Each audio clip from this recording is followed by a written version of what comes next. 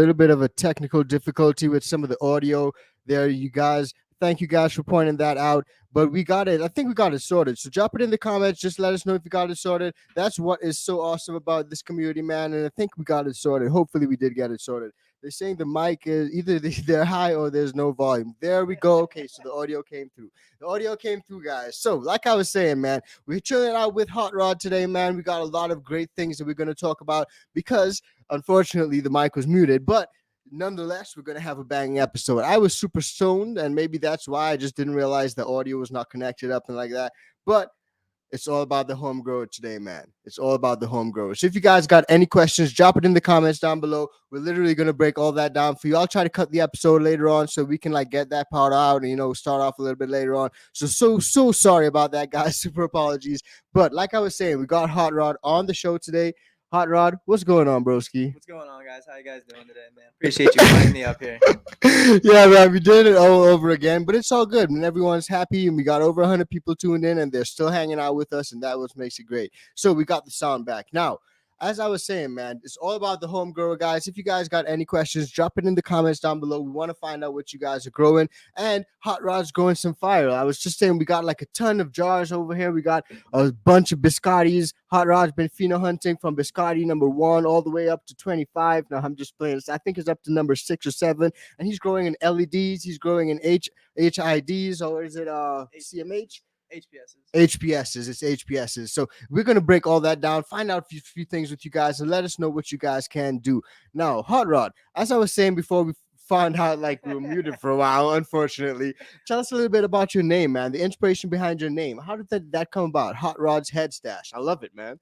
Appreciate you. So I grew up back in Florida, and when I was about 4 years old, I had a go-kart, and my family started me go-kart racing. So my nickname was just HotRod when I was growing up. Yeah. And then I went to open wheel modified racing, and my family had a race car track. So just racing's been in my blood my entire life. So my nickname was HotRod.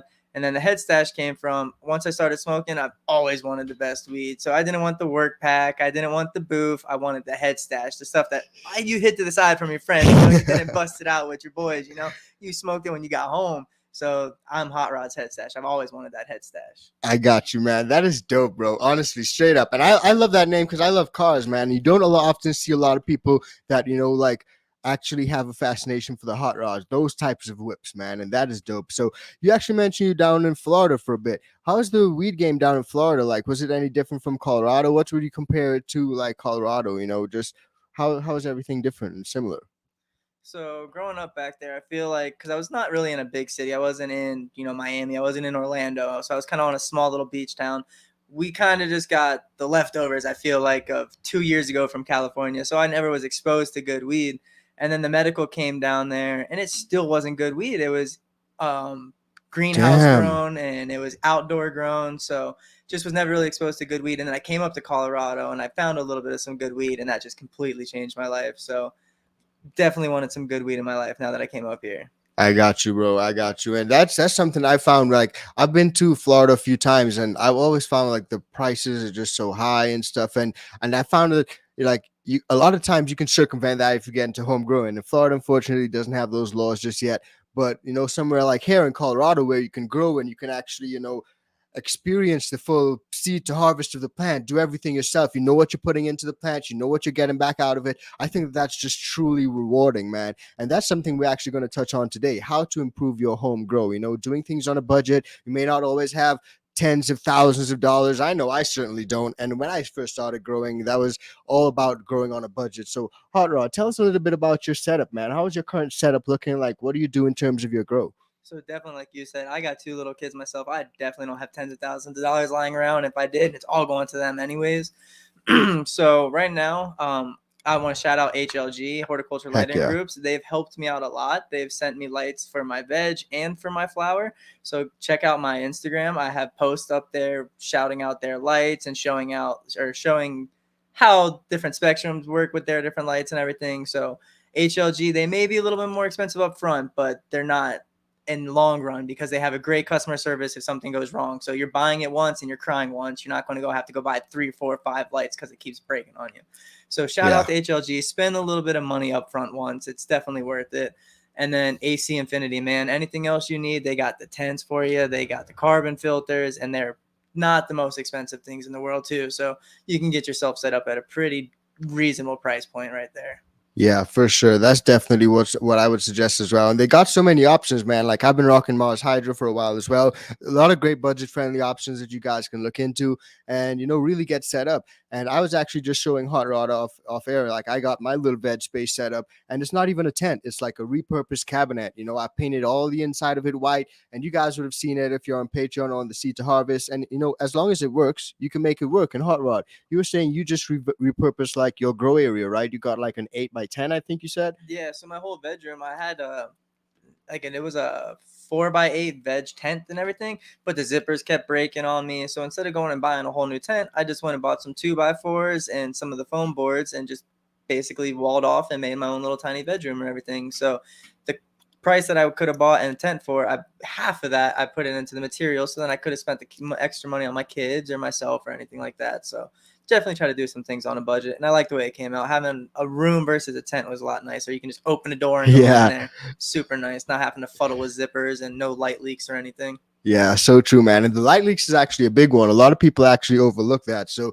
a great thing that you just mentioned there as well is that, you can repurpose that room. You can use the entire room, and you can, get really intuitive. You don't necessarily need a grow tent. And a lot of people, guys, drop it in the comments because I want to find out if any of you guys are growing on a budget. And if you are, let us know what's the most budget friendly sort of setup or budget friendly thing you've done in your grow space. Like HotRod, I know people that have literally repurposed, like, those things that you like hang in your shower. You hang it on the shower and you put like your shampoo and stuff like that. They've used that in their grow space, and they've hung nutrients in that and stuff like that. All their differing thoughts on whether you should hang nutrients in your grow room with the light and all that shit. But there are a lot of different things that people can do. So let's really find out a little bit about that. So to save space, which is one of the reasons I liked my room versus a tent, I was able to hang on the wall. I repurposed an old door and made it a shelf. So all my clones and all my teens and everything are all on that shelf at head height, away from all my other plants and everything. So I can walk in there. I'm not kicking them. I'm not knocking them over. They're not taking up space underneath everything, not getting enough light. They're up at head height, out the way, got their own clone bar going for them. So like he was saying, you can definitely repurpose some stuff. I didn't have to spend anything for that door. I found it outside at the dumpster and hung it up. So, I mean, that thing works perfect. It was absolutely free, and I got so much more square footage now, basically, because that's a whole bunch more room I can grow on that I didn't have before. Yeah, that's a great point, man. And what you actually mentioned too is like, you can save a lot of cash doing things, not looking for the obvious. And what I mean by that is like, if you go out looking for a cannabis related product, right? You're most likely going to pay that cannabis related premium. So if you go out there looking for something else that can fulfill that role, like say you go to a hardware and find something that does the exact same thing, you can get it for a fraction of the price simply because it's not got the word cannabis slapped on there, right? Sure. That green tax is real. That green tax is real. Real. It's a real thing, guys. 100%, man. So, HotRod, tell us a little bit about some of these strains that you got running, because you mentioned like you were doing a pheno hunt. So when you actually do your pheno hunts, like what are some of the things that you look for? Like what would a beginner who's never even done a pheno hunt, like what would they look for? So I started off growing out every single seed in the entire pack, my first few pheno hunts. And I run every single seed. I would not select anything off of growth in veg. I just waited and flowered it out because I wanted the best end product. Yeah. But as I'm getting more and more pickier on things, this run, I actually threw out half of the seeds. It was only a single pack pheno hunt, so it wasn't a big pheno hunt. But I threw out 6 out of the 12 seeds, so we have just 12 seeds left. And it was basically what I wanted, more of a structure based off of in veg.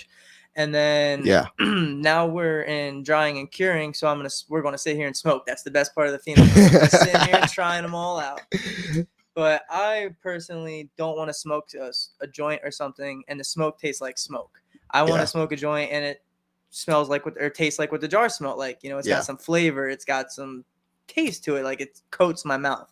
If I smoke something and it's just that's instantly not a keeper to me. So to me, I'm not really selecting for bag appeal or for colors of the buds or stuff like that, because when I stick it in the wash and I make hash out of it, you don't see what the bud looks like anymore. When I roll up this joint, do you see what this bud looks like anymore? Not really. So the bag appeal doesn't really matter to me. What matters to me is how the effects feel, how the joint tastes is really what matters to me, because I mean, I'm gonna sit here and I'm gonna smoke this thing all day long. I don't want to sit here and be miserable. I want to enjoy what I'm smoking on. So to me, pheno hunts, I have to have flavor in my phenos. That's my number one thing. If my weed has to taste good, weed should taste good. There's got to be flavorful, man. And I love that. I actually got a sticker of that somewhere on the That's why table. I We said it. I should taste saw it. good. Shout out to Miles. Man. Yeah, shout out Miles, my man Miles. If you watch right now, big ups, man. But guys, like pheno hunting is just super fun, and the great thing about it is you can find and hunt for what you want to look for, like things that appeal to you. Like everyone has a different preference and like likes different things, right? Definitely. Like the cherry paloma is a pretty popular thing that's been going around the DGC community. So yeah, I got that running right now. yeah, so I mean that's shout out to JR who pheno hunted that. So that's super popular. And then there's different styles like we were talking about earlier. He was saying the different lights. I grow LEDs and HPSs. So the cherry paloma has different expressions under different lights. So you can basically don't just take somebody else's pheno and stick it in your room and think it's going to be perfect, because you may be growing with a different light than they do. You may be growing with different temperatures or nutrients than they do. So you're going to have a different end product. Yeah. So it may not be the quickest thing to, pop a pack of seeds and get to the finish line, but you'll know your finished product is for your room. It's what you wanted because you selected it, not somebody else in a different environment, in a different situation. Yeah, makes a lot of sense too, dude. And like that's something I think I was gonna bring to some of the ICANN VIP Bean Club homies. So like guys, if you aren't in the ICANN VIP Bean Club and you love pheno hunting, then definitely join up, because packs are going out, mailboxes are burning down all over the US. So definitely join up with the fam. And you can find some fire that you can really pheno hunt. And what I was thinking of doing is actually I've been running a Slurricane cut, shout out to In-House Genetics. And I've personally loved this cut, and I've been thinking of sharing it with a few people in the ICANN VIP Bean Club. So we have to see how that goes. But if you guys want to join up and get some fire, just like we were talking about, because that ticks a lot of boxes, and just like JR's cut, which I'm running right now, that cherry paloma, it turned really nice and purpley during flower, really frosty as well. The Slurricane also expresses itself in a lot of different ways. So I think that there's something remarkable about different phenotypes, and that's why HotRod, you got like Biscotti OG number 2, number 1, number 3. And what sort of expressions have you noticed differing between these different, phenos? So between number 2 and I believe it was number 5, it definitely leaned towards the more of the Biscotti color and the Biscotti structure. It was really purple and it had, more of that cookies kind of look and everything to it. Number 4, I'm kind of liking a lot right now because it seems to be leaning towards the SFV OG inside of there. It's got way more of the gassiness to it, but it's sweet too at the same time. So it's not burning my nose like just the old school OG Kush was. It's still gassy, but it's still pleasant to smoke on. And then we're still going through the other ones because I kind of do miss that just burn my nose gassiness. That's kind of what I am looking for right now. Yeah, and that's pretty cool, dude. And you actually mentioned that when you're talking off air again, like I showed you some of that SFV OG that I chopped down, and like one of the first things you said is that it's got like a similar whiff to some of these, a similar profile. Yeah, dude. Yep. And it's like just pure friggin' gas, bro. I just love that gas. Yeah, it's definitely nice. It's definitely burn your nose, hair, nostril fumes. I like it. Yeah, that fumes burn your nose, your nostrils, burn the hair off your nose and your nostrils. Like what? I don't know what it is, but I want it, and I want it more right now. Bro, I like it. Oh man, so like I said, guys, if you got any questions, drop it in the comments. I'd love to hear what you guys got to say. Tracy's actually got a great comment, man. He's a first-time grower on a budget. My work builds custom pallets for one-time uses, and I repurpose them pallets to make grow spaces for me and my coworkers, dude. Now that is super friggin' smart, man. That is amazing. And personally, props to you and shout out to you on that, because a lot of people can find different things that you can create your own space with. And of course, getting a grow tent is an easy option. But when I was living out in the Caribbean, for example, it was difficult for me to import grow tents. I had to pay like almost $200 just to clear that grow tent. That's after I pay for the grow tent itself, right? So it's a lot, dude. So I found myself and some homies of mine, we literally got PVC pipe and found some of that roofing insulation and made our own grow tent. So you guys can get really creative, build your own grow tent and small things like that. Visit your local hardware store and you can find some ways to create your own grow tent. So shout out to Tracy for repurposing those pallets, man. Big ups, bro.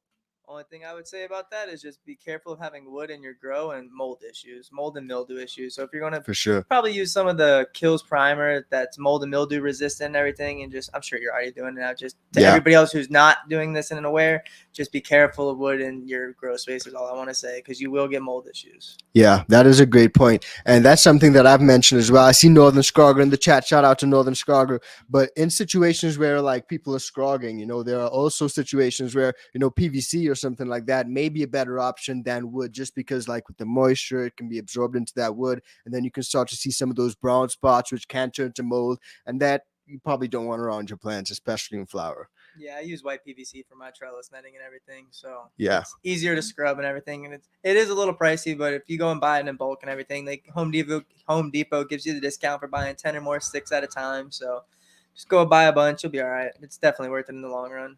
Man, I didn't even know about that discount. I went out there just the other day and I bought like 4, and then I went back and bought like 6, and then I went back and bought like 2, and I did not get a discount, bro. Like, why did I do this, bro? Why did this guy not tell me this before, man? Oh, read shit. The pro tags. They always have pro tags on stuff, and they'll always have like their bulk pricing on things. So little Home Depot hack for you. Yeah, that's a great tip, man. So shout out that man. Smash that like button, guys. As Joel says, your plants will harm if you don't hit that like button. So to avoid your plants harming, you gotta hit that like. And you'll find out a lot more great tips as well as you go through the show, man. Now, shout out to I'm Just Slaps as well. I'm a budget light buyer, and I found good stuff before today's inflation. Yep, today's inflation has gotten really serious. Prices of stuff has increased. And shout out to hipsters and hippies as well, man. Big love. Always happy to see everyone in the chat. You know, Norma G, Bruce, Sons of Patriarchy, everyone, Meat Chamber Music, everyone tuned in right now. Yeah, so hipsters and hippies actually says he switched to 2 TS1000s and has been in love ever since. Now, TS1000s are those like smallish, like single lights, right? And I've found great success with those simply because like the light bleed that I get from like 2 lights, the spectrum overlapping proved to be really useful, and I was able to get like a lot of manipulation and stuff like that. Now, in your setup, do you have like multiple lights, or do you just have like 1 light in each tent sort of thing? So in my tents, my flowering tents, I'm running the HLG Scorpion R specs. One is the OG one, and then I have the far red one. None of them are the new integrated reflectors. So you can find the ones that I'm talking about on their refurbished side for way cheaper than the $1,000 and everything. And then if you use code HotRod, 10% off as well. So it'll definitely save you some money out there. Yeah. But so I'm running those 600 waters in my flowering tents. And then in my veg room, I got the HLG 350R. They don't have it anymore, but the old Blackwing, it was 250 watts. That's sitting over all my mom's. Yeah. And then Rapid LED, they had like an 85 watt clone bar. I have that sitting over all my teens and my clone domes.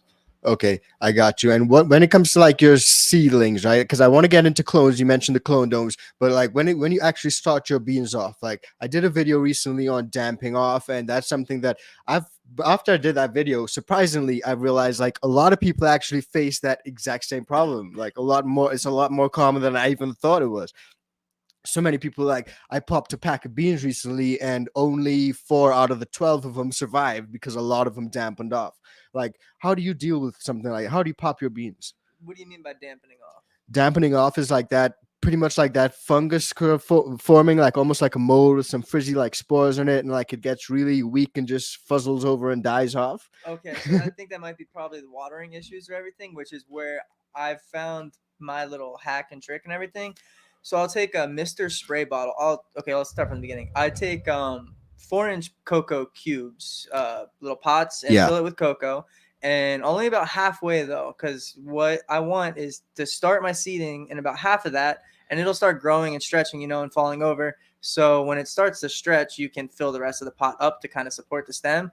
Yeah. But I use a spray bottle to just so lightly mist my soil. I don't want it to be completely saturated to run off. I don't want it to be dripping wet when I put my seed in there. Yeah. I'll literally use it just straight from the bag and pop my seed right in there. Barely below the surface, and then cover her up.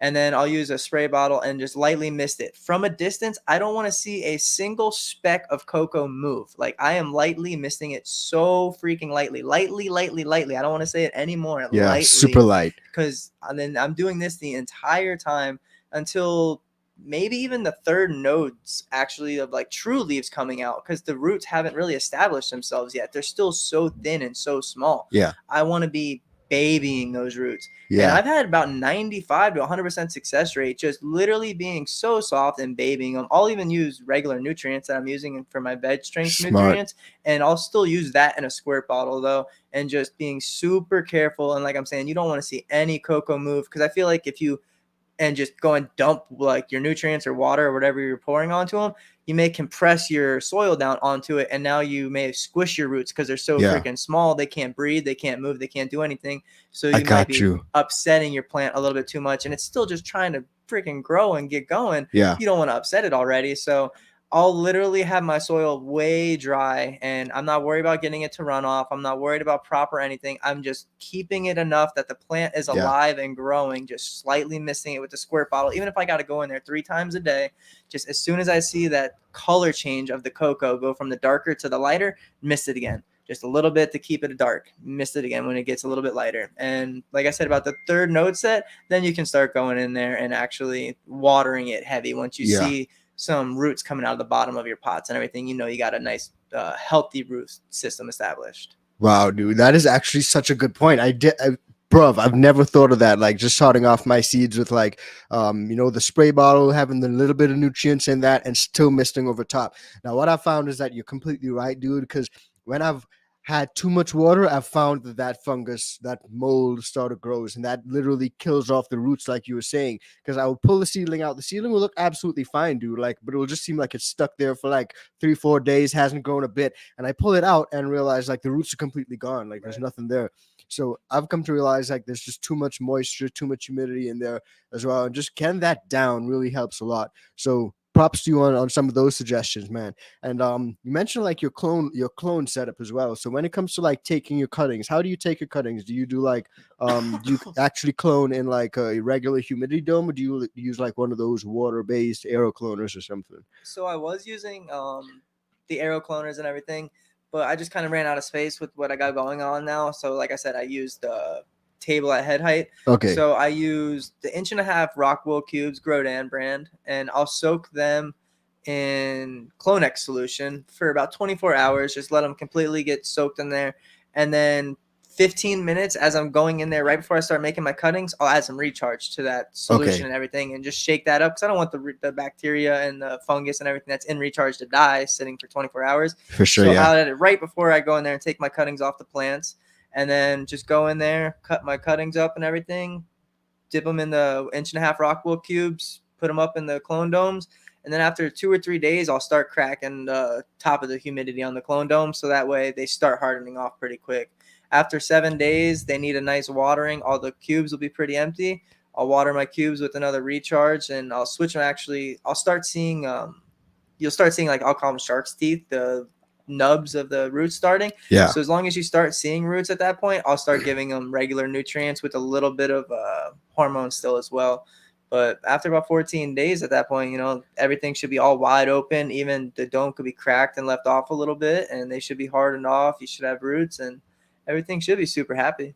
Got you, dude. And for me, I've been using like aero cloner, like homemade like water cloner. I actually got it sitting down right in the corner over there, but like it's really easy to make at home, and the basis of that is DWC, which is deep water culture. And Bradley is actually asking what's up with the deep water culture tips. So a few things that I've learned in deep water culture. Have you ever grown in deep water culture? I have not. I've only grown in cocoa. I've tried to organic grown on the side and everything. Yeah. Not really my style. I kind of enjoy mixing up nutrients every day. Yeah. I've grown in the deep water culture and the cocoa, and they say that cocoa is like one of the closest things you can get to DWC. Okay. In that sense. So I mean, that's pretty cool. But I've grown in deep DWC, and a few things that I would probably suggest is like keep that water nice and cool. The great thing is if you go over on your nutrients as well, you can literally just toss out your bucket and you can refill it, and you can fix the problem. If your roots are getting issues a lot of the times or looking overly slimy, you can add some hydrogen peroxide to your water, and that'll literally clean your roots pearly white. So little things like that. You all, of course, want to make sure your pH is within the range 5.5 to 6.5. You got to pH like religiously, and you make sure everything is always in check. So, but for me, I've been running a Coco. So let's just pivot into the Coco. I've been running a Coco mix recently, and I found a few issues when managing my CalMag. So for you, when you run your Coco, do you do like the buffering of the Coco and all that, with the CalMag and everything? I buy Grower's Choice Coco because it was just the closest thing to me and everything. But they claim it's all buffered, and I've had Sweet. no issues or anything from Okay. there. So as long as I feel like you're buying a nice quality cocoa from a grow store or something, and not like a compressed brick that's Yeah. not buffered, as long everybody says that, as long as the bag says it's buffered, you should be good.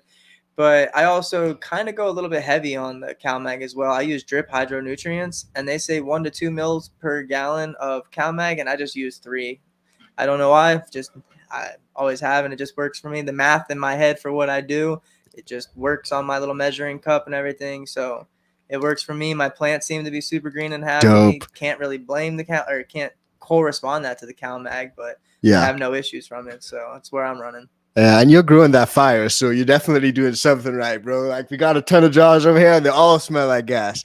Now, you mentioned like you do a lot of the watering. You like to mix nutrients yourself and stuff. Like, do you have any automated systems, any automated watering systems, or do you do all the feeding and watering alone?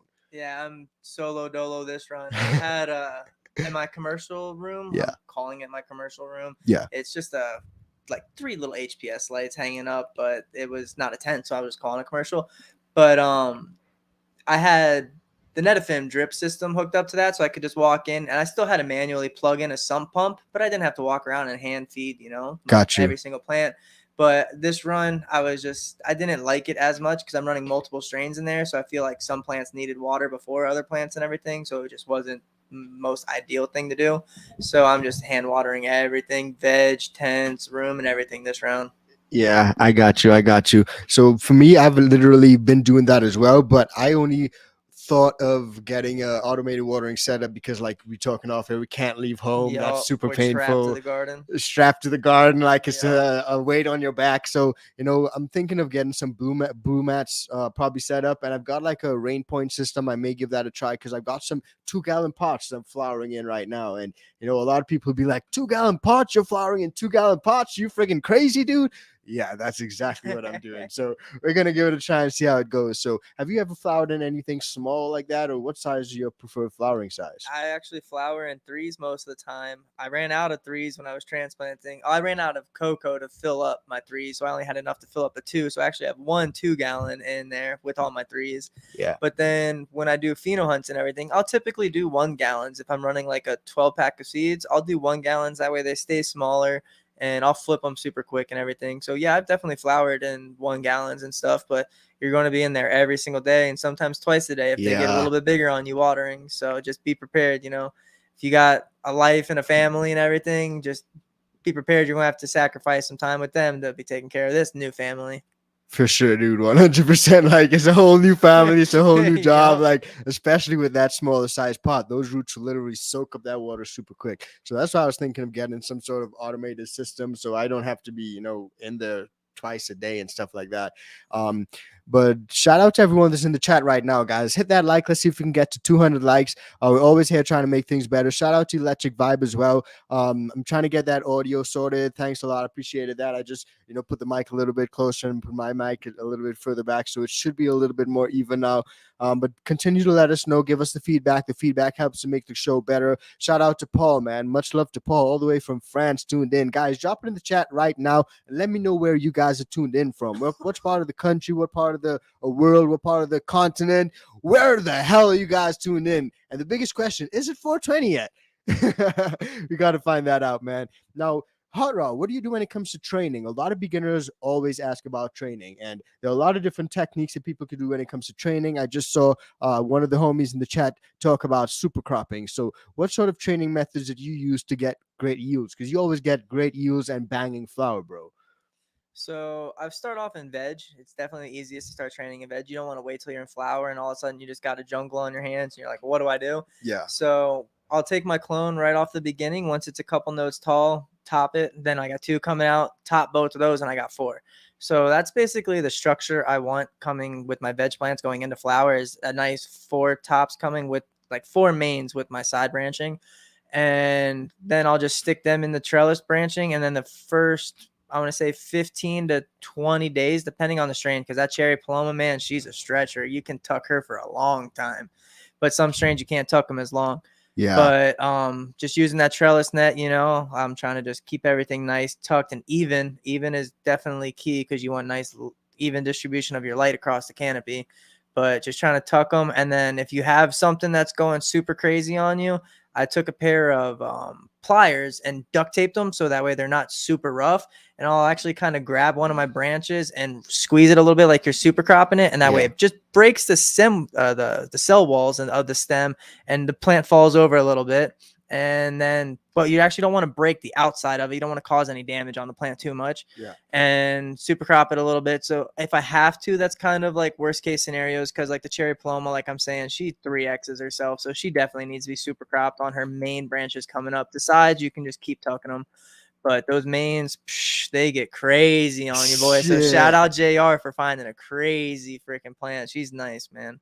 Man, that is a beautiful plant. And crazy story, actually. I grew like that from before he actually gave me the cutting. I got a bud from him when I went out to, I think it was like Emerald Cup or something, right? And in that bud, I got like a little seed, one little seed. And I saved that seed. I brought it back to Colorado. I eventually popped it and grew it. And it was like a bag seed from the JR cut. Like, right. And bro, halfway through the grow, like things went super downhill. The plant, it was looking like it was literally going to die. I was like, man, I'm gonna have to just squash this plant. I literally just took it out of the grow room and had it sitting down in the toilet in the bathroom, man. Like it was just sitting there for like some days. She was looking real ugly. And then eventually, like, I don't know, it caught itself, and I just put it in the flower tent and flowered it. And bro, some of the best fucking flower I think I've grown this year, bro. Nice. Honestly, crazy how that thing bounced back. Mad. So everyone, that JR cut is something to talk. And that was a bag seed version of it. Right. Think of it that way. Yeah, I know a couple people that have found some bag seeds in there, and they're growing it out, and they said that they've enjoyed the new expressions they found off of it. They've gotten different terpene expressions or different growth expressions that they like. So yeah, it's cool to see what I want to do a cross with that cherry paloma. So keep an eye out. I'm gonna have some seeds coming up, maybe at the DGC Cup next year. But that cherry paloma, she's crazy. So I definitely want to cross something to her. Yeah, for sure, man. Now everyone knows that, like, when you're actually growing and harvesting your flower, that's the most exciting part of the grow.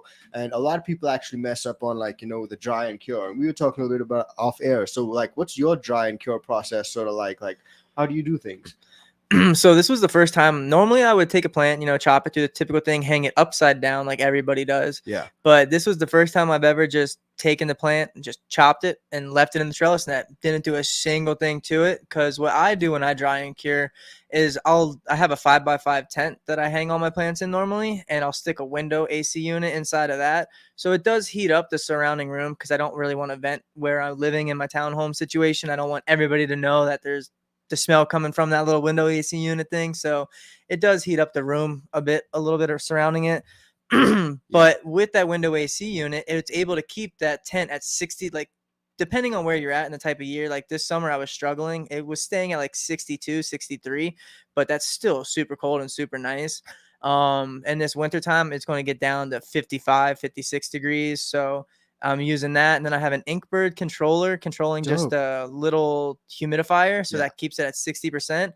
And then I'll literally just let everything hang and dry in there for 21, 28, 30 days and come back in there. And when I come back in there after a month, like obviously you got to come back in there and make sure that your humidifier is full. And I'm just in there checking it, smelling on it, rubbing on stuff, checking stuff out all the time. But I'll typically let it go a month. And after a month, man, you take something down, you give it the trim then, and it's ready to smoke. And it tastes so good. So we spent 63, 70 days, sometimes more if you're growing a haze variety or something, so why not take 21, 28 days to make sure your product that you just grew is amazing? Like it's not that much longer for 10 days versus 21 days. Like you already waited months, right? Yeah, exactly. Spend a little bit. The AC unit didn't cost me too much. It cost me $120, and I just cut a hole inside of my my grow tent and it literally just stays perfect like that. Like we already got humidifiers. Like if we're growing weed, we already got a humidifier. So I'm just repurposing that.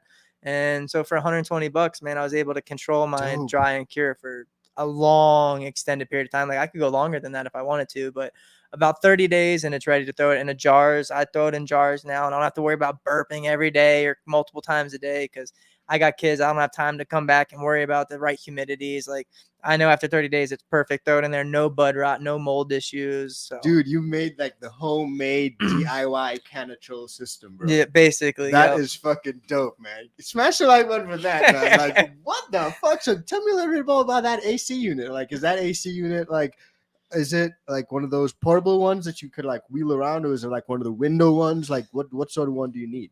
So I do have one of the portable ones, but I just stuck a window AC unit. I cut a little square out, and on at Walmart they have those little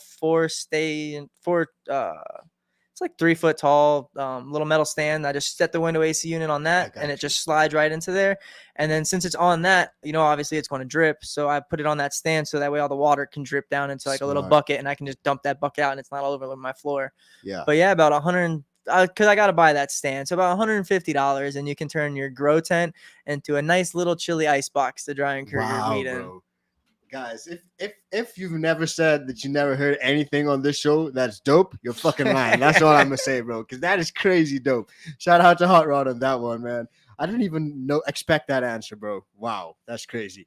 Now, guys, join up with the Discord. I'm seeing people asking about what's going on in the Discord. Join up with the Discord. We got a lot of great growers in the Discord, always sharing great tips, just like this one that HotRod's just shared with us. So if you want to join up, then definitely join up. And Fighting Evil Genius Genetics, KJ, shout out my man from Detroit. Dude, he's where was it? Super Mario is a good movie. It's hilarious that you say that because I actually watched that movie like 3 days ago. And I got a lot of Super Mario toys all around me, man. It's super exciting. Dude, now one thing I love to do, HotRod, is get to know your bud segment, because I like to say that everyone that comes onto the show is my bud, and I like to find out what you do with your buds. And we got a lot of your buds here, all sorts of Biscotti that's grown under all sorts of different lights. So I think this will just help us to get to know you a little bit better and help everyone to get to know you a little bit better. So all I'm gonna do is ask you a few questions. There's no right or wrong answer to everything. Just tell me what's your preference and why. For sure. Alrighty, man. Let's get into it. We got HotRod on the Know Your Buds. Okay, when it comes to germination, what's your preference? Paper towel, glass of water method, or straight into the soil? Straight in the coco. I've done the others, but it's a waste of time. Too much extra steps. You can go wrong. Just use the little mister bottle and don't drown them. You'll be good. Straight in the coco. Straight into the medium. No bullshit. More with the good shit. Let's get it. Okay, organics or synthetics? What's your preference? Drip hydro, baby. We're running synthetics all day. Ooh, that's what's up. And have you noticed like any difference in taste? Because personally, a lot of people say like, oh, organics, you get better taste. Synthetics, you don't get as good of a taste. But every time I taste your shit, it's fucking banging, bro. It smells banging. It tastes banging. So have you noticed any difference, or everything's just like full 100? I'm going to talk a lot of trash right now because I noticed people on our pheno hunting and they're just picking a beautiful bud. They don't care what it smells like. They don't care. As long as it looks pretty on Instagram and I can sell it, that's what they're pheno hunting for. That's not what I'm pheno hunting for. I've already explained what I pheno hunt for. So that's kind of why I feel like they have that issue. So I feel like the flavor comes from A, your genetics, and then B, your dry and cure. So like I said, I dry and cure for a long period of time, low and slow, and I don't get those cardboard terps. There are no cardboard terps around here. And if it is, that pheno hunt's out of my garden. It doesn't stay around. And there's just no cardboard, man. We got flavor around here. It's so true, dude, and I love that. It's all about the taste for me as well, man. Like, things can look pretty. I've seen bud that looks really pretty and colorful, and you put it in the grinder, just doesn't smell good, doesn't taste good. I'd rather have the shit that does not look good. Like, personally, I don't even manicure my flower, dude. Like, I don't do a tight manicure anymore. I've grown so much fucking weed now that I ain't got time for that shit, dude. Literally, bro. So, but it doesn't look the best is my point, but I know it tastes and smells fucking amazing, and I'm going with my shit over the dispo shit. Oh, for sure. I guess as long as you get all those super dry sugar leaves off of there and those big fan leaves that you can just tell are dark brown and everything that are just going to taste super bad, get all those off of there. And then like he was saying, they call it the grower's trim, you still leave a little bit on there, and actually I feel like it kind of protects the trichomes and it protects the bud a little bit. Sure. And then right as you want to smoke, if you want to, you got the bud right here, you want to take a couple extra little leaves off and then throw it in the grinder, go for it. But I feel like, there's a little bit of shield on there a little bit if you leave a little extra leaves. Yeah, I got you. And let's just segue real quick to a question that came in from one of the Gromies. Tatum is asking, Where did you get that AC unit? So where did you grab that AC unit? Shout out to Home Depot again, man. It was just another one on sale. It was actually back in Florida when we had a hurricane coming through. Our main house AC went out, so I just had to go grab the cheapest little AC unit one day and just repurposed it. Dope, bro. That is dope. Shout out to that, man. I just had to get that question answered for the Grow Me real quick. But yeah, so the next question on Know Your Buds is photoperiod or autoflowers? This is controversial. Where do you stand? Photos all day, because like I said, I'm trying to find a pheno. I'm trying to find a pheno, man, that I can just keep replicating that I know tastes good. So I don't want to grow a pack of seeds and only one of the autos tastes good. Like I'm not saying it's going to happen, but it tends to happen even with the photos. You know, you can grow 12 different things and only 2 or 3 of them are going to taste good. The other ones are going to have the cardboard terps and may look pretty, but it tastes like crap and it smokes like crap. I don't want that around. So I get rid of stuff like that. So you just got to pheno hunt and find the proper thing. Yeah, man. And a lot of times, like, I guess you can't really pheno hunt autos to that extent. Like, you can't clone them. You can't keep them running like that. You know, and even with photos, I found, like, you know, I pop some strains I think will be real fire. And, you know, by all means, the plant grows beautifully, but the flavor profile is just not to my liking. Like, a lot of people might like that super fruity sort of thing, but I like something more diesely and gassy, you know, like, bring me that diesel, dog.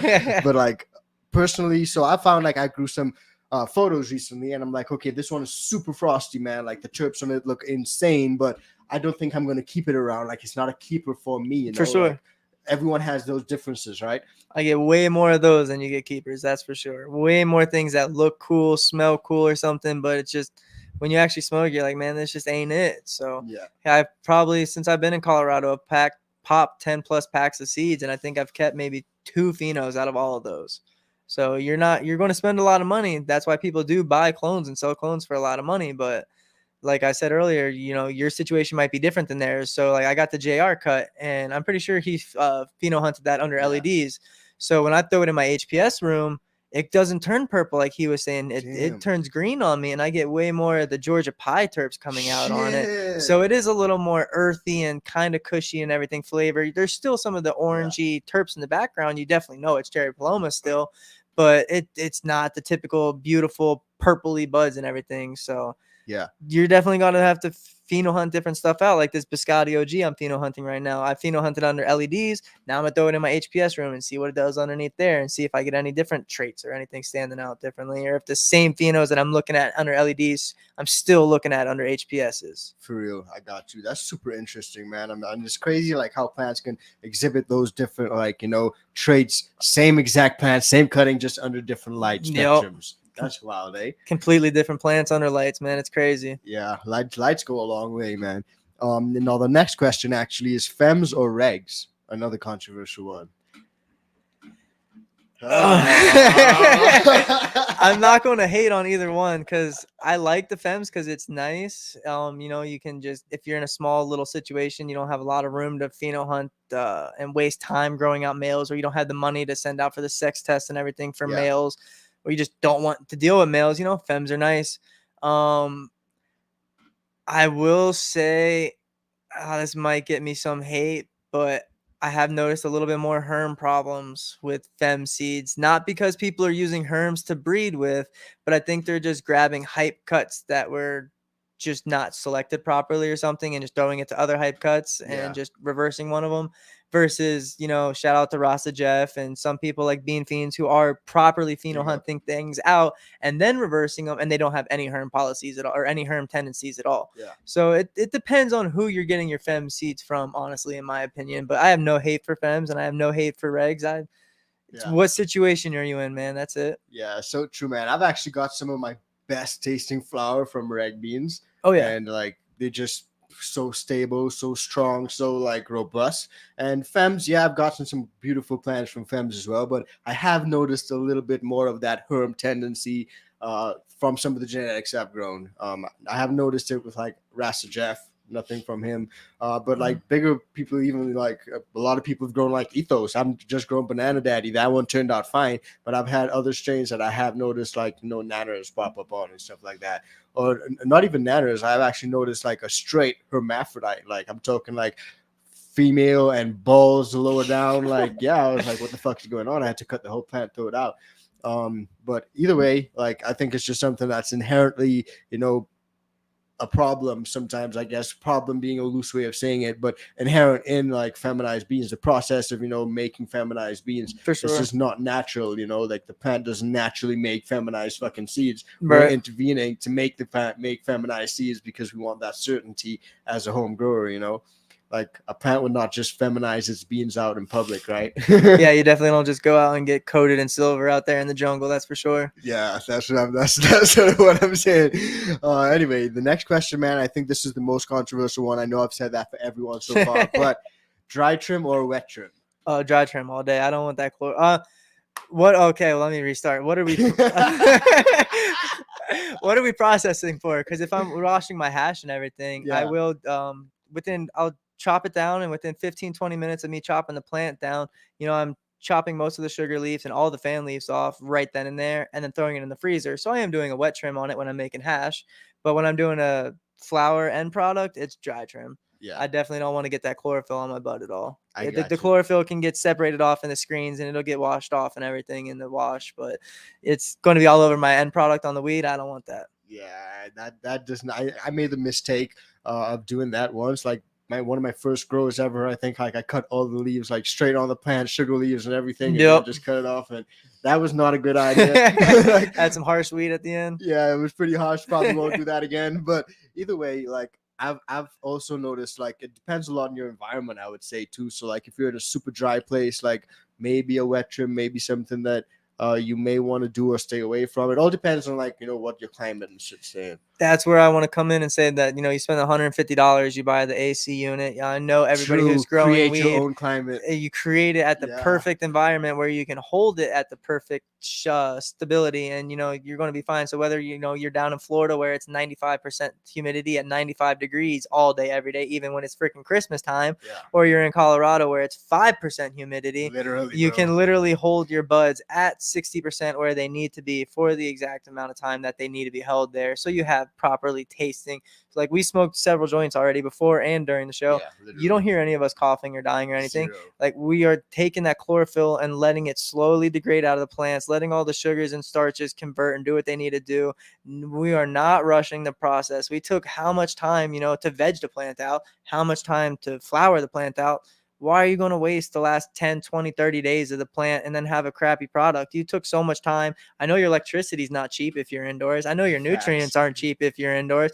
If you're outdoors doing it, you're worried about half your stuff getting stolen by birds, animals, cops. Your neighbors, cops. Like you're investing a lot of stuff into this. Why skip out on the last step? Like I think that's something so many people skip out on, is the drying and curing. You invest already so much. Just stop skipping out on the last stage. Facts, man. Facts. And like I always say, man, like a lot of times I like to cut my plant down whole. And out here in Colorado is super dry, like you said, 5% RH. Like shit can get real low, but I always say leave the plant matter on. The more plant matter you got on there, the slower the plant will dry. And I like to call it bud blankets, because when it dries, it literally becomes a little bud blanket. So shout out to Growing at the Beach here. He got that on screen right now. It turns into like a little bud blanket. For sure. That's what I was saying earlier. It covers and protects the trichomes in the bud. But do that on your last week or so of the plant being alive and flower. Go in there and kind of trim out what leaves you want off of your flower while it's still alive, so it has a chance to get rid of the different chlorophylls and the stuff that leak onto it. So just think ahead a little bit of what you want your end product to be, and just trim it while it's still alive. Don't do it while it's wet. Yeah, so smart. And that's a great tip. Just do it while it's still alive, and that way the plant can like reset. It's still alive, basically. Like it's not gonna like mess everything Heal up those wounds a little bit and not be dripping chlorophyll on everything. Exactly. That's exactly it. So shout out to everyone, man. We're all here trying to drop a little bit of knowledge and help for you guys. And shout out to a Hog Fan 40 ounce. Appreciate all the cannabis content creators. Mr. Canucks is my favorite. His videos are fire. Yep, they definitely are. But appreciate you supporting the smaller content creators like us. All the ICANN fam. Really appreciate you guys. And also 7 Cities Homegrown just started his own channel, but because of monetization challenges, is it worth it? Learned a lot from you, bro, and others. Keep pushing. It definitely is worth it. I would say it's not like I get paid, so it's not anything about the money for me. It's all about becoming part of the community, sharing with the community and just sharing what you got going on. So I would say fuck the money, man. Forget the cash, because YouTube is always going to demonetize your videos. Like, you don't get monetized when you're making cannabis content, period. And like, even if you do, like, you get limited ads and stuff like that. So like, it's not, sustainable in that sense if you're all about the cash. But if you want to, like, just be part of the community, give back, share videos, share what you got going on, maybe you got some great experiences that you can share with other people, then I think it's definitely a great way to do that. So I would definitely say just go for it, dude. Now, HotRod, we actually got 2 more questions on the Know Your Bud segment. And before we get too carried away, bong or joint? What's your preference? I used to be a bong kind of guy, but now I'm definitely a joint kind of person. Good, my kind of guy. I got more weed now, so I don't have to conserve it as much. So true, yeah. That was so why true. I was a big bong person. It was just, Yeah, conserving so it. true, I would man. fill up a grinder and I would, sit there and enjoy that. But then I kind of sat there and realized, I just smoked a full grinder full of weed on my bong in 2 hours. I could have just enjoyed a couple of joints and sat there. So, and then I've had friends drop bongs, and I don't want to be upset at somebody, if they go and break $1,000 bong that I just spent my whole paycheck on, so Yeah. it's just headaches that I don't want to have really in my life. So just a little cheap piece of paper and have fun. Yeah, I agree, man. I love joints personally, and I've been hitting my bong less and less recently. But it's so true what you said, man. Bongs just help you conserve so much flower. So Yeah. like, if you really got to buy, and you're on a budget. For me, when I was living out in the UK, like, I used to have to pay a lot of money for good flower, dude. And like, I would hit it in the bong and try to make like a quarter ounce last me a whole week. Yep. Like literally, bro, hitting it in that bowl alone. Now like a quarter ounce would barely last me like a day or days. two. Yep. Bro, like, that shit's done, bro. Like, that's a snack. We're spoiled now growing, but that's why I definitely came out here to Colorado, because we were talking about the Florida laws and everything earlier, and there is no home grow. So I think they're going to be doing a vote. So if anybody's down there in Florida, make sure. I know it's controversial because of the laws and everything and who's putting it on, but forget the stores, and honestly, who don't support them, let the home grow pass, so that way we can just support each other and we don't have to go to the stores. Even though True Leaf put it on, I don't support True Leaf. I don't like True Leaf or anything. Her husband's actually in prison. I wish she was in prison too. A lot of controversy. But yeah, for sure. But I definitely think home grow, if it passes down there, it's going to help, and it'll help people in Florida realize the ability of what quality cannabis can be, because down there it is still all greenhouses, and there are some Cali brands popping up and everything down there, like the Flowery, and they host a few different brands of nice quality products. But you got to go and spend so much money. Like your grandma, does she have $400 and like to go spend on an ounce of weed because her arthritis hurts? She's living on Social Security, man. She doesn't have $400 an ounce. She doesn't have $100 a gram to go buy some rosin. Like, a lot of people don't have that money. I feel like that's some hype Instagram stuff, and that's just the whole Florida market. Unfortunately, is just so expensive for way under quality products. Yeah, it's so true, man. And I think like the fact that they still restrict the home grows is like really telling. It's crazy. Like they really wanted to go through their avenues only, where they're going to heavily tax everyone involved, heavily regulate everyone involved, make it super difficult.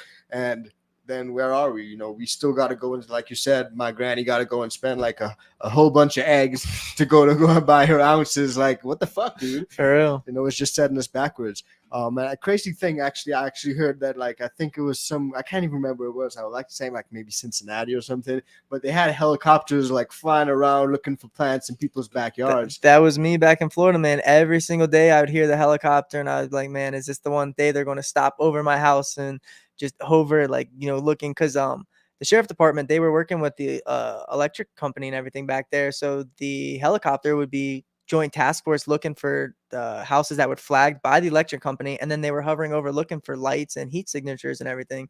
So just growing back home was not fun. So that's why I packed. As soon as I had kids, I was like, I don't want to traumatize my kids by a door getting kicked in or something one day. So we came up here where we can legally grow and everything now. So it's crazy, the different laws and what they can do in different places.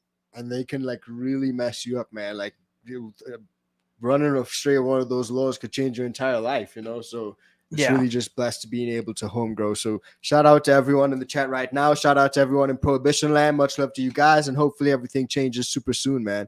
And the last question actually on the Know Your Buds is edibles or vapes? There was a pause. If as a producer and a supplier to people, I've noticed people tend to like the vapes more. They're more convenient and everything. You can hit it on the go. You can hit it at a football stadium. You can hit it at your kid's soccer game. You can be a literally. delinquent high schooler and hit it in the bathroom. Take it on a plane. Everybody's doing it, but it's like an edible. Once you take that edible, it's a few hour ride and this, that, and the other, and it's only one dosage. You can't. I mean, I feel you. You can rip open the thing and take half of the bite, but then you got an open container on. You kind of a vape. You can just stick it back and you take 2 puffs on it. You want to take 50 puffs on it. You want to smoke the whole thing. It's just more convenient to have a vape on you. I think, in my opinion, the edibles are nice. I do take edibles. I do make some of my pink Starburst edibles out of my own rosin, but I think just vapes are way more convenient and nice to have. Yeah, I got you on that one, man. And I guess when you really think of it, like, even like hitting dab rigs and stuff, like that's a form of vaping, right? Yeah, in a way, because you're not combusting it. You are just vaporizing the oil and everything inside. So, yeah. Yeah, and you've been making some fire extracts, man. So, like, just tell us a little bit about some of your extracts before, we actually close off, because that's something I definitely want to touch on, dude. Appreciate you. Yeah, that's like I was telling you earlier. I'm kind of allergic to weed for some reason, so I don't like touching it or anything. So it kind of switched me over to smoking the extracts. Yeah. And that's just become my thing. Like I was saying earlier, the flavors that you can get from nice quality live rosin is so good. So that's kind of one of the things that I produce everything for as well. And then I have a buddy in town who washes and produces everything for me. Yeah. But I love rosin because it's just so convenient. Whether I'm hitting it out of the e-nail and taking a dab of it, I got vapes of it in my pocket. I got edibles made out of it. So I just love rosin, man. It's just so nice and everything. And as a home grower, you can make rosin yourself on a way smaller scale than, even though there is still fire BHO out there and everything, it's harder because you're going to blow yourself up if you don't have the proper equipment. Some of you guys are getting too high to be doing this stuff. Like, you can do it safely, but some of you guys don't need to be doing it. But you can sit here and stir some ice and some weed and you're going to be okay. Yeah. So I think the rosin game and the rosin tech is super important. Yeah, so true, man. And I personally love the rosin and stuff like that. You get so much taste from those terps. Like, the terp levels just increase like 100-fold. Like, so fire, man. The terps are so nice. And it's like, if you're a grower, you notice that the terps on a live plant are a little bit different than a dried cured plant. So it's the rosin kind of expresses that living plant terpene expressions a little bit more. Yeah. Then you can let your rosin cure up a little bit and then it changes and everything as well. But man, we're all home growers. We get that super fresh and it's so nice. Yeah, for sure, dude. I've actually not dabbled in making any of my own yet. Maybe I've just pressed like rosin, with the heat press and stuff, and even not done like a whole lot of, So for sure, you're doing some great stuff, dude. So guys, definitely check out his Instagram, HotRod's Headstash, man. Drop it and let everyone know where to find you, man. So on Instagram, HotRods_Headstash for if you want to look at all my grows, and you can keep up with everything there. And then HotRods_Clones if you need any clones or anything. Yeah, for sure, man. He's got some fire going on and literally sharing that love. And he's just a real cool cat too, man. So always hit him up and, just see what's going on. And before we actually close off, man, because I think that was the last Know Your Buds question, everyone definitely got to know about you a little bit more. And I certainly did. We got an interesting question from Ep74, and I just want to see if I can answer this one. It's about, can you grow autoflower or sativa on the Hey Abby? Well, the Hey Abby runs on like a time schedule sort of thing. It's like one of those automated grow box system things. Nope. I did a review on that recently, and I just don't know if you can like change it to be only 18 hours. I know it does like 18 hours for veg, and then it switches to 12 for flower. So I don't know how that will actually work. I haven't actually tried it myself, but maybe someone will do it and drop a video on it soon. But yeah, dude, I think that we touched on a lot of different things, man. We had a great show. HotRod is dropping some great info. Shout out to HogFan 40 ounce. He actually says HotRod is dropping some great info. So shout out to HotRod for coming on, and thanks for everyone for tuning in. So HotRod, before we actually close off, just drop your IG one more time. Let everyone know where to find you, where they can show some love. And guys, hit him up and let them know the ICANN fam is showing some love. HotRods_Headstash and HotRods_Clones. Got you, man. I'm on there all day, every day. So if you need any help with anything, I enjoy this a lot. So I'm more than happy to answer your questions on there, talk to you and bullshit all day long with you guys. So hell yeah. Come message me, man. Hell yeah, hit him up, man. He's such a cool cat, man. And Hips doesn't hip, he said, man, HotRod should make a return sometime. This was a good episode. Appreciate you, man. Episode. appreciate you coming on, man. Thanks a lot for coming on, man. When my Really next appreciate rosin you. drop happens, I'll definitely come down and show you some of my new concentrates. Yeah, man. That's just up, man. Say no more, fam. I'm fucking excited already. But can that be tomorrow? The harvest at the end of September, so like the first or second week of October, I think we can make that happen. Hell yeah, man. Shout out, man. So everyone go follow HotRods on IG. Show some love. Let them know the ICANN fam is out here and showing love. And thank everyone for tuning in, man. Hit that like button. Let's see if we can get past 200 likes. We want to make sure we can show some love in this video and get YouTube push that algorithm out. So yeah, man. Thanks a lot for tuning in. Thanks a lot, HotRod, for coming by and hanging out. And we'll see you guys on the next one. Take it easy, y'all. Peace. Peace.